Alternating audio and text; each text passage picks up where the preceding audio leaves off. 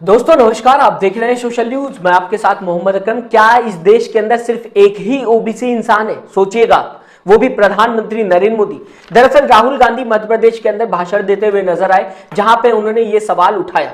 दरअसल दोस्तों मैं आपको एक और खबर बताना चाहूंगा, पूछना चाहूंगा उससे पहले आपसे एक सवाल कि क्या इस देश के अंदर ईडी सीबीआई अब बची हुई है? जिस तरीके से लगातार वीडियो सामने आते हुए दिखाई दे रही, कभी 100 करोड़ की बात होते हुए दिखाई देती है और अब 500 करोड़ की बात होते हुए दिखाई दे रही है। और यहां पर जो शख्स बात करता हुआ दिखाई दे रहा है वो नरेंद्र सिंह तोमर के बेटे हैं। क्या इस वजह से ईडी और सीबीआई शांत हो गई है, खामोश हो गई है? लगातार विपक्ष के ऊपर ईडी और सीबीआई को छोड़ दिया जाता है, जांच होते हुए नजर आती है, फिर चाहे मनीष सिसोदिया की मैं बात करूं, फिर चाहे संजय सिंह की मैं बात करूं, लेकिन यहां पर खुलेआम घूस लेने की बात की जा रही है। कभी 100 करोड़ की बात होते हुए दिखाई देती है। अभी पहले मैंने आपको एक खबर बताने की कोशिश की थी जहां पर 100 करोड़ की बात देवेंद्र सिंह तोमर कहते हुए दिखाई दे रहे थे और अब 500 करोड़ की वीडियो सामने आ गई है, लेकिन देखने को कुछ भी नहीं मिल रहा। ऐसा लग रहा है कि यह वीडियो फेक है, जिस हिसाब से ईडी और सीबीआई शांत बैठी हुई है, आईटी शांत बैठी हुई है। क्या सरकार के कहने पे ही सिर्फ काम होता है, या फिर यह कहा जाए निष्पक्ष काम भी होता हुआ दिखाई देता है? कई सवाल इस वीडियो को देखने के बाद उठते हैं।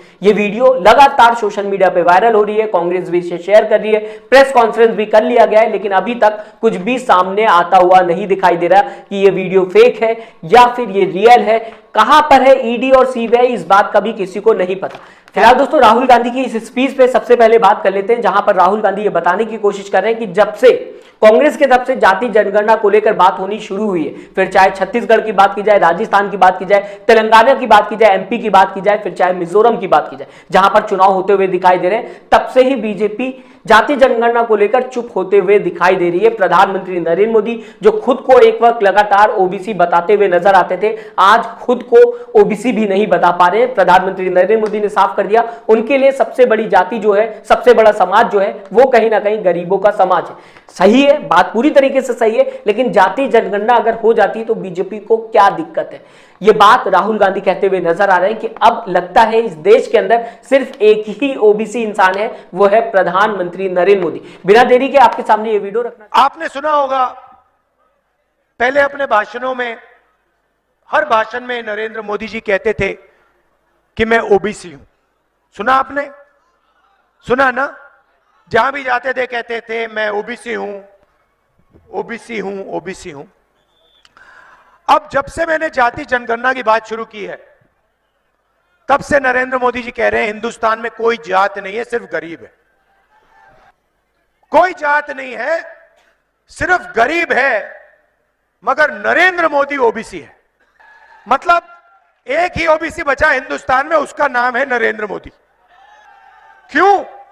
क्योंकि मैंने जाति जनगणना का सवाल उठाना शुरू कर दिया। फिलहाल दोस्तों जाति जनगणना जो है जब से बिहार में हुआ है और आंकड़ा सामने आया है, उसके बाद ही चुनाव का अहम मुद्दा बनता हुआ दिखाई दे रहा है कांग्रेस की तरफ से। आप कैसे देखते हैं जाति जनगणना को? हमें कमेंट करके जरूर बताइएगा। क्या जाति जनगणना कराना सही है? हालांकि कांग्रेस की तरफ से अगर बात की जाए तो ये कहते हुए दिखाई दे रही, जब तक हमें यह नहीं पता चलेगा किस समाज में कितने % लोग हैं तो उनके लिए कैसे हम प्लान बना पाएंगे।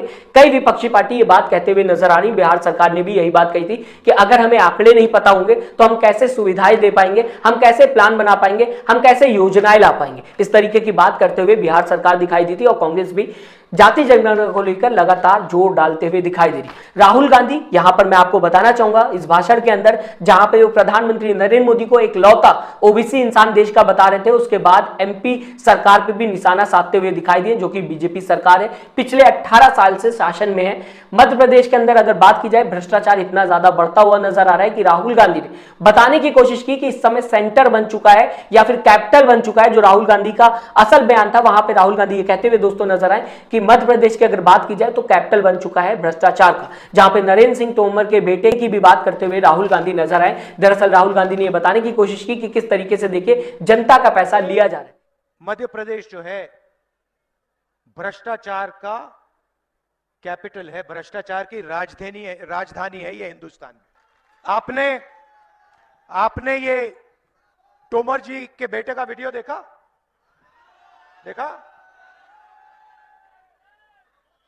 वीडियो फोन पर बैठे हैं, आपका जो पैसा है दबाकर चोरी कर रहे हैं। अच्छा, यहां के जो आपके बीजेपी के एमएलए हैं, मंत्री हैं, वो कोई कम नहीं है।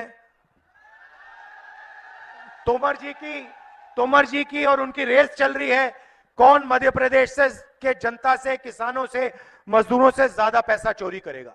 देवेंद्र सिंह तोमर का एक वीडियो और वायरल होता हुआ दिखाई दे रहा है। पहले 100 करोड़ की बात कर रहे थे, अब 500 करोड़ की बात कर रहे हैं। ध्यान दीजिएगा, इतना पैसा है कि शायद हम गिन भी ना पाए, इतने पैसों की डील होते हुए वीडियो में दिखाई दे रही है। लेकिन ईडी, सीबीआई, आईटी कहां है पता नहीं। ईडी, सीबीआई, आईटी की अगर बात की जाएगी, ईडी लगातार संजय सिंह के घर पे जाते हुए दिखाई देती है, अरविंद केजरीवाल को लेटर भेजते हुए दिखाई देती है। बात होती है पूछताछ की अरविंद केजरीवाल से, जो कि सीएम है। अभी तक कोई पुख्ता सबूत नहीं आया। मनीष सिसोदिया की अगर दोस्तों मैं बात करूं, कई महीनों से सलाखों के पीछे है, लेकिन अभी तक ईडी प्रूफ नहीं कर पाई कि किस वजह से उन्हें सलाखों के पीछे रखा गया। लगातार जांच होते हुए दिखाई दे रही है। संजय सिंह का भी नाम आते हुए दिखाई दे रहा है, अरविंद केजरीवाल का भी नाम आते हुए दिखाई दे रहा है, और अब मनीष सिसोदिया की तो बात आप सबको पता ही है। संजय सिंह और मनीष सिसोदिया को फिलहाल गिरफ्तार कर लिया गया था शराब घोटाले को लेकर। लेकिन जो वीडियो लगातार देवेंद्र सिंह तोमर की वायरल होते हुए दिखाई दे रही, क्या इस पे भी ईडी, सीबीआई जांच करेगी, बताएगी कि ये वीडियो फेक है या रियल है? क्या इस पे भी कार्रवाई होते हुए नजर आएगी, या फिर जो विपक्ष लगातार इल्जाम लगाता हुआ दिखाई देता है कि ईडी और सीबीआई, सत्ता में जो सरकारें, केंद्र सरकार, बीजेपी सरकार के इशारों पर काम करते हुए नजर आती है, वो सही साबित होगा? No problem. अभी पहले मंथ में कितना देंगे? पहले में मैंने उनको 250 बोला है। ठीक है, 250 बोला है, तो उसका सीए आज ना मेरे बैंक मैनेजर को मिलेगा, ठीक है, क्योंकि वो वहाँ से कन्वर्ट करके आपके पास आ गया, और आपके पास से वो मोनेडो में आप उसको जैसे भी भेजना है आप उनको भेजिए। आप तो अपने अकाउंट में मंगा लो, उसके बाद भेज सकते। हाँ, तो मोनेडो में ना कम से कम 50% रखिए अपना इक्विटी स्टेक। रखेंगे, नो प्रॉब्लम। ठीक है ना, मनी का एक बार प्रॉपर हो जाए उसके बाद तो अपन कर लेंगे, नो प्रॉब्लम। हाँ जी। ये कांग्रेस लगातार प्रहार करते हुए बीजेपी पे दिखाई दे रही कि अब ईडी, सीबीआई कहां चली गई, कहां है ईडी, सीबीआई, कब जांच होगी, इस तरीके की बात कांग्रेस की तरफ से होते हुए दिखाई दे रही। राय जरूर दीजिएगा, मैं बताएगा आपकी विचारधारा क्या है। साथ ही साथ चैनल को सब्सक्राइब, वीडियो को लाइक करना ना भूलिएगा। दोस्तों अपना ख्याल रखिएगा, नमस्कार। चैनल को लाइक, शेयर एंड सब्सक्राइब करें और बेल आइकन दबाना ना भूलें।